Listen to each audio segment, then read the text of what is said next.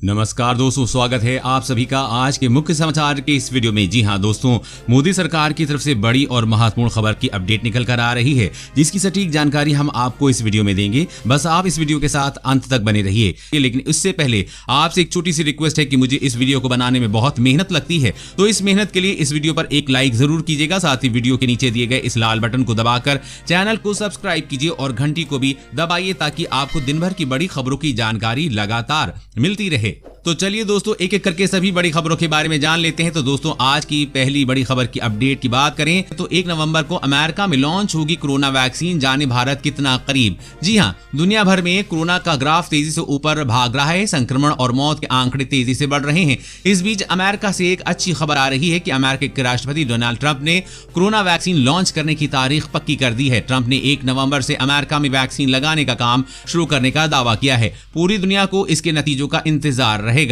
Trump ने vaccine के distribution के लिए राज्यों से तैयार रहने को कहा है। ट्रंप सरकार ने अधिकारियों से 1 नवंबर तक अप्रूवल प्रोसेस तेज करने की गुजारिश की है। इसके साथ ही भारत में भी कोरोना के बेकाबू होते मामलों के बीच वैक्सीन आने की अटकलें तेज हो गई हैं। लेकिन भारत में कोरोना की वैक्सीन आने में अगला साल लग सकता है। देश में वैक्सीन की रेस में 2 कंपनियां सबसे आगे हैं, लेकिन भारत में अभी भी टीका आने में साल भर का समय लग सकता है।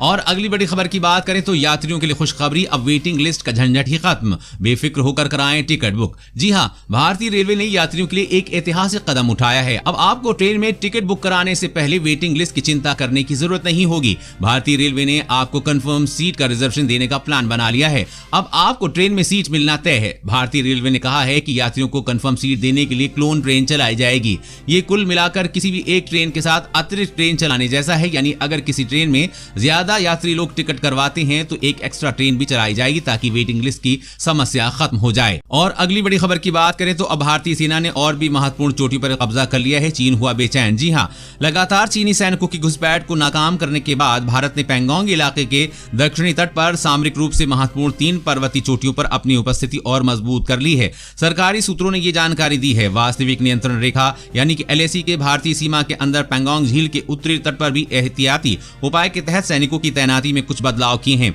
इलाके में स्थिति संवेदनशील बनी हुई है। सूत्रों ने यह भी बताया है कि तनाव घटाने के लिए दोनों पक्षों के सेना कमांडरों की हुई एक और दौर की वार्ता भी नतीजा रही है। साथ ही चीनी कोशिशों के मद्देनजर भारतीय थल सेना ने 3400 किलोमीटर लंबे LAC पर अपने सभी अग्रिम सैन्य ठिकानों को 24 घंटे तक सतर्क रहने के लिए अलर्ट किया है।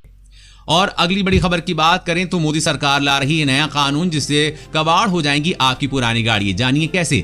जी हां, मोदी सरकार देश में जल्द वाहनों की कबाड़ नीति को लागू कर सकती है। इस बारे में केंद्रीय मंत्री प्रकाश जावड़ेकर ने जानकारी देते हुए बताया है कि वाहनों की कबाड़ नीति का प्रस्ताव तैयार हो चुका है। इसे लागू करने को लेकर सभी संबंधित पक्षों से राय ली जा रही है। उन्होंने कहा कि ये नीति जल्द लागू होगी। सरकार की इस नीति के तहत पुराने वाहनों को कबाड़ में दे दिया जाएगा। इस कबाड़ वाहनों को रखने के लिए बंदरगाहों के पास रिसाइकलिंग केंद्र बनाए जा रहे हैं। इन वाहनों में पुरानी कार, ट्रक और बस शामिल है, जिससे कबाड़ में बदल दिया जाएगा। क्योंकि देश में बहुत से लोग 20 साल से भी ज्यादा पुरानी गाड़ियों का इस्तेमाल कर रहे हैं, जिससे देश का वातावरण दिन प्रतिदिन खराब हो रहा है। इसीलिए नई पॉलिसी लागू होने के बाद देश भर में जितनी भी पुरानी गाड़ियां मौजूद हैं, वो सब कबाड़ में भेजी जाएंगी। अगर दोस्तों आपके पास भी पुरानी गाड़ी है तो आपको अपनी गाड़ी से जल्द हाथ धोना पड़ सकता है। वैसे दोस्तों, सरकार का ये नया नियम आपको सही लगता है या नहीं, नीचे कमेंट करके जरूर बताइएगा। और अगली बड़ी खबर की बात करें तो बारिश ने बिगाड़ा रसोई का बजट, आसमान छू रहे हैं आलू, टमाटर और प्याज के दाम। जी हां, देश के अलग अलग हिस्सों में हो रही लगातार बारिश का सबसे ज्यादा असर सब्जियों पर पड़ता दिखाई दे रहा है। इन दिनों सब्जियों के दाम आसमान छू रहे हैं। दिल्ली में आलू और टमाटर के दाम 50 से 70 रुपए किलोग्राम के आसपास चल रहे हैं। एक हफ्ते के अंदर प्याज के दाम भी डबल हो गए हैं। सब्जियों के दाम बढ़ने का सीधा असर आम आदमी के रसोई पर देखने को मिल रहा है। आलू के फुटकर दाम 40 से 50 रुपए के आसपास चल रहे हैं। कहीं कहीं आलू 60 रुपए किलो भी बिक रहा है। टमाटर पे भी महंगाई छाई हुई है। एक हफ्ते के भीतर टमाटर 30 रुपए किलो से उछलकर 50 रुपए किलो पर चला गया है। और प्याज अभी तक 15 से 20 रुपए किलो बिक रही थी, जो कि अब 30 से 40 रुपए किलो पहुंच गई है। बताया जा रहा है कि बारिश के कारण कई जगहों पर फसल खराब हो गई है। इसके अलावा मंडियों में माल नहीं पहुंचने के चलते सब्जियां कम मात्रा में आ रही हैं और कम मात्रा में सब्जी आने के चलते दाम बढ़ रहे हैं। और अगली बड़ी खबर की बात करें तो पान मसाला सिगरेट जल्द होंगे महंगे। जी हां, सूत्रों से मिली जानकारी के मुताबिक जीएसटी काउंसिल की बैठक में कुछ राज्यों द्वारा अहितकर सामान यानी कि सिगरेट, बीड़ी, गुटखा, पान मसाला, तंबाकू जैसे पदार्थों पर सेस बढ़ाने के प्रस्ताव पर चर्चा की जाने की संभावना है। इन सामानों पर सेस बढ़ाने का सुझाव देने वालों पर पंजाब, छत्तीसगढ़, बिहार, गोवा, दिल्ली जैसे राज्य शामिल है। अगर ऐसा होता है तो सिगरेट, पान मसाला महंगे हो जाएंगे। मौजूदा समय में पान मसाला पर 100% सेस लगता है और सेस नियमों के अनुसार अधिकतम 130% तक सेस बढ़ाया जा सकता है, जिसका मतलब है कि जीएसटी काउंसिल अगर ये फैसला लेती है तो पान मसाले पर 30% सेस दर बढ़ जाएगी। और अगली बड़ी खबर की बात करें तो पति का फोन चेक किया तो महिलाओं को होगी जेल, जानिए पूरी खबर। जी हां, सऊदी अरब में महिलाओं के खिलाफ अब एक और विवादित आदेश सामने आया है। इसके मुताबिक अगर महिलाएं अपने पति का फोन चेक करती हैं तो उन्हें शारीरिक दंड के तौर पर कोड़े मारे जा सकते हैं, जेल की सजा हो सकती है, उन पर जुर्माना लगाया जा सकता है और फिर इनमें से तीनों सजाएं एक साथ भी हो सकती हैं। वकील मोहम्मद अल ने कहा कि अगर महिलाएं ऐसा करती हैं तो उनके खिलाफ निजता के अधिकार के हनन का मामला चलाया जाएगा, क्योंकि ये देश के इस्लामिक कानून के दायरे में नहीं आता है। जब से ये मामला आया है तब से सऊदी अरब में ट्विटर पर इस बारे में लगातार जबरदस्त चर्चा है। वैसे दोस्तों, ये नियम भारत में भी लागू होना चाहिए या नहीं, हमें कमेंट करके जरूर बताइएगा। और अगली बड़ी खबर की बात करें तो भारत की बढ़ेगी ताकत, चीन और पाक को मुंहतोड़ जवाब देंगे पिनाका रॉकेट लॉन्चर, स्वदेशी कंपनी से खरीदेगी सरकार।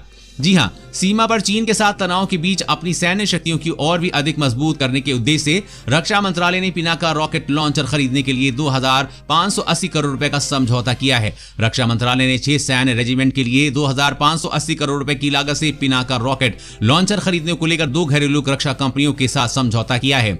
अधिकारियों ने बताया है कि पिनाका रेजिमेंट को सैन्य बलों की संचालन तैयारियां बढ़ाने के लिए चीन और पाकिस्तान के साथ लगती भारतीय सीमा पर तैनात किया जाएगा, जिससे भारत की ताकत बढ़ेगी और चीन और पाकिस्तान को मुंहतोड़ जवाब दिया जा सकेगा। और अगली बड़ी खबर की बात करें तो पीएम कन्या आयुष योजना के तहत हर बच्ची को 2000 रुपए दे रही है केंद्र सरकार। जी हां, कोरोना संकट के बीच लोगों को लुभाने वाला एक मैसेज सोशल मीडिया के जरिए वायरल हो रहा है। वायरल मैसेज में दावा किया जा रहा है कि केंद्र सरकार पीएम कन्या आयुष योजना के तहत हर बच्ची को 2000 रुपए की आर्थिक मदद दे रही है। बताया जा रहा है कि योजना के तहत सरकार ये राशि हर बच्ची के खाते में सीधे ट्रांसफर कर रही है। हम आपको आगाह कर रहे हैं कि ये दावा पूरी तरह से फर्जी साबित हुआ है। प्रेस इंफॉर्मेशन ब्यूरो यानी कि पीआईबी ने बताया है कि केंद्र सरकार ने ऐसी कोई योजना शुरू नहीं की है। ऐसी गलत योजनाओं से सावधान रहें। इसके लिए आवेदन करने वालों की व्यक्तिगत जानकारी का दुरुपयोग किया जा सकता है। साथ ही ये आपसे आवेदन के नाम पर बैंक खाते की जानकारी लेकर आपकी कमाई पर हाथ साफ कर सकते हैं, इसीलिए ऐसी खबरों से सावधान रहें। और अगली बड़ी खबर की बात करें तो इलेक्ट्रिक कारों को बढ़ावा देने के लिए सरकार ने कसी कमर, देश के सभी पेट्रोल पंपों पर लगेंगे इलेक्ट्रॉनिक चार्जर। जी हां, केंद्र सरकार ने इलेक्ट्रिक गाड़ियों को बढ़ावा देने के लिए कमर कस ली है। केंद्र सरकार इलेक्ट्रिक गाड़ियों के लिए चार्जिंग की समस्या से निपटने के लिए एक योजना पर काम कर रही है, जिसके तहत अब देश के सभी 70,000 पेट्रोल पंपों पर इलेक्ट्रिक चार्जिंग कियोस्क लगाए जा सकते हैं। इसके अलावा सरकार सरकारी रिफाइनरी कंपनियों के सभी पेट्रोल पंपों पर ईवी चार्जिंग कियोस्क को अनिवार्य करने पर विचार कर रही है। बता दें कि वैकल्पिक ईंधन के तहत ज्यादातर नए पेट्रोल पंप इलेक्ट्रिक वाहन चार्जिंग सुविधा के विकल्प को चुन रहे हैं। अगर देश के सभी पेट्रोल पंपों पर ईवी चार्जिंग कियोस्क लगाया जाता है तो इससे इलेक्ट्रिक वाहनों को जबरदस्त प्रोत्साहन मिलेगा। लोग अभी चार्जिंग सुविधा के अभाव में इलेक्ट्रिक वाहन खरीदने से परहेज कर रहे हैं। दोस्तों, आज की खबरों में बस इतना ही। इसी तरह हर रोज काम की खबरें जानने के लिए आप हमेशा हमारे साथ जुड़े रहें। हमारे साथ जुड़ने के लिए वीडियो के नीचे दिए गए इस लाल बटन को दबाइए और साथ ही इस घंटी को भी दबाइए ताकि आपको हर खबर की सटीक जानकारी मिल सके। जय हिंद, धन्यवाद।